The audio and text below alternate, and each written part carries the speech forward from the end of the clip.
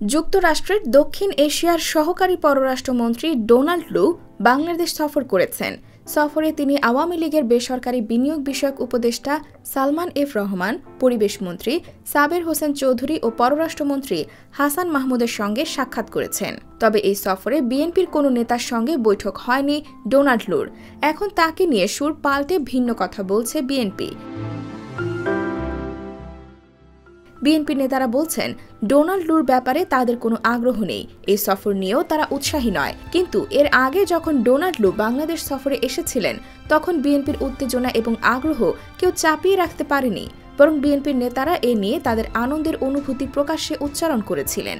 সেই সময় বিএনপি নেতারা যুক্তরাষ্ট্র আওয়ামী লীগকে হটিয়ে দিবে এমন প্রত্যাশায় বিভোর ছিল, কিন্তু বাস্তবে সেটি হয়নি।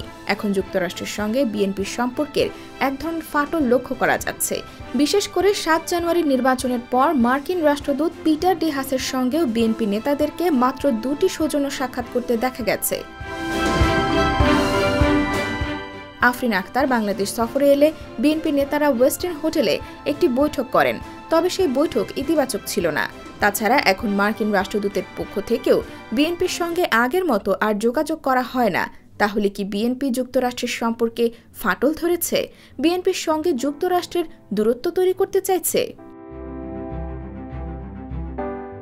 এরকম প্রশ্নের উত্তরে কূটনৈতিক বিশ্লেষকরা মনে করছেন, নানা কারণে যুক্তরাষ্ট্র এখন বিএনপি থেকে মুখ ফিরিয়ে নিয়েছে, আর এটি বোঝার কারণেই বিএনপি এখন নিজেদেরকে যুক্তরাষ্ট্রের প্রভাবমুক্ত হিসেবে প্রমাণ করার চেষ্টা করছে।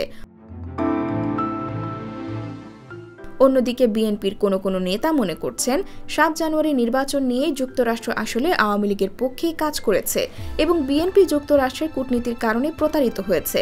বিএনপির কোনো নেতা বলছেন, মার্কিন রাষ্ট্রদূত আওয়ামী লীগের পক্ষে কাজ করেছেন, বিএনপি তা বুঝতে পারেনি। আর এ ধরনের বক্তব্য এখন বিএনপির প্রায় সব নেতাই করছেন। বিএনপির বিভিন্ন সূত্রগুলো বলছে, আওয়ামী লীগকে ক্ষমতায় আনার জন্য ভারতের পক্ষে কাজ করেছে যুক্তরাষ্ট্র।